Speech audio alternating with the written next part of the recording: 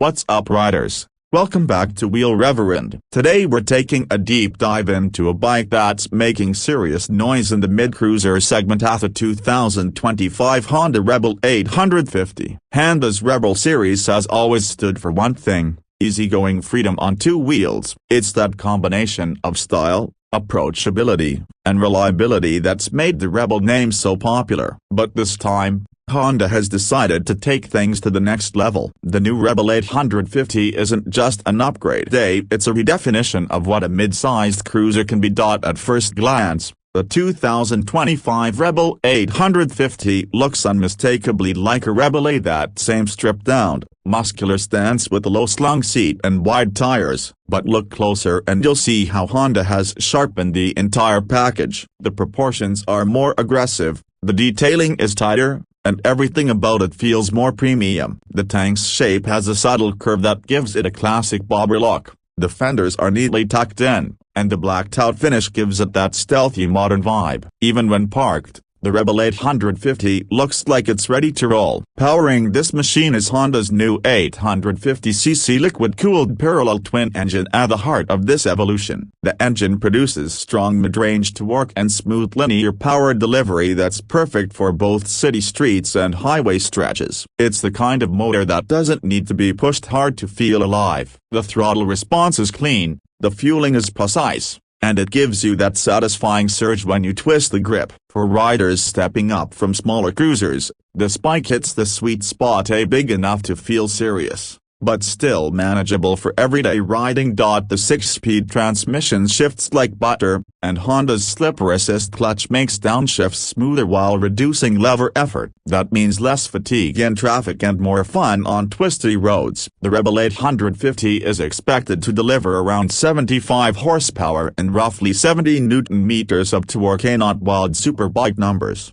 but plenty for a mid-size cruiser that's more about relaxed confidence than outright speed. Now let's talk about handling. One thing Honda has nailed with the Rebel series is balance, and the 850 continues that tradition. The low center of gravity makes it easy to maneuver at slow speeds, while the frame geometry gives it real stability when cornering. The suspension setup, with a conventional front fork and twin rear shocks, offers a nice blend of comfort and control. It absorbs bumps well but keeps the bike planted when you push it a little harder. For braking, you get dual disc brakes with ABS as standard, giving you solid stopping power without drama.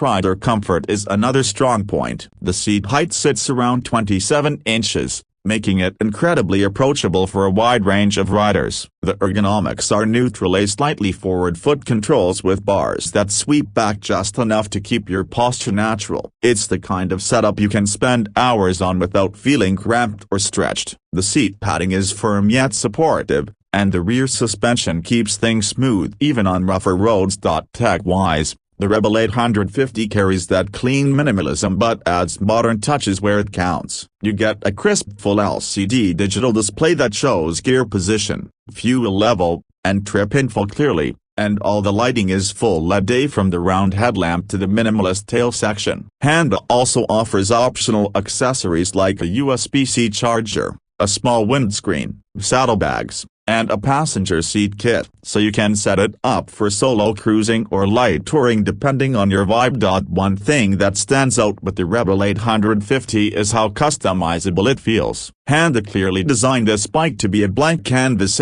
perfect for personalization. Whether you want to go for a stripped bobber, a retro tracker look, or a modern blacked-out build, this platform supports it all. Honda even teased a few factory accessories that let you tailor the look easily without voiding warranties. When it comes to price, the Rebel 850 is expected to hit showrooms starting around $9,400, right in that competitive middleweight bracket. That puts it in direct competition with bikes like the Yamaha Bolt R-Spec, the Kawasaki Vulcan S, and even some Harley-Davidson Nightster models. But where the Rebel 850 really scores is in its mix of value and refinement. You're getting a premium Honda build, advanced engineering, and a powerful twin engine, all at a price that's still accessible for many riders moving up from smaller machines. Now, what truly makes this bike stand out are its unique selling points. First, Accessibility. Despite the bump in power, the Rebel 850 remains incredibly friendly to ride. It's not intimidating, and the low seat height means riders of almost any stature can feel confident. Second, versatility. It's a bike that can handle daily commuting just as easily as weekend escapes. Third, style. That dark, compact, and aggressive design makes it look cool without trying too hard. And finally, Honda reliability, a phrase that always carries weight. You know it's going to start every morning, run smooth, and last for years with minimal fuss. On the road, early testers described the Rebel 850 as balanced and responsive. It doesn't vibrate excessively, it doesn't feel heavy in corners, and the throttle feels natural. The exhaust note is deeper and more refined than the smaller Rebels, with the mellow twin-cylinder growl that suits its character perfectly. All in all, the 2025 Honda Rebel 850 is shaping up to be one of the most exciting cruisers of the year. It brings together the classic attitude of the Rebel line with real modern power and polish. Whether you're stepping up from a 500 or looking to downsize from a big 1200 cruiser, this bike hits that perfect middle ground. Stylish, strong, and seriously fun to ride. So that's it for today's deep dive on the new Rebel 850. Let me know what you think. Is this the cruiser you've been waiting for? Would you pick it over a Vulcan or a Harley? Drop your thoughts below. Hit that like button if you enjoyed the video, and don't forget to subscribe to Wheel Reverend for more honest motorcycle reviews and rides. Thanks for watching, and as always, keep the rubber side down, and I'll see you out on the road.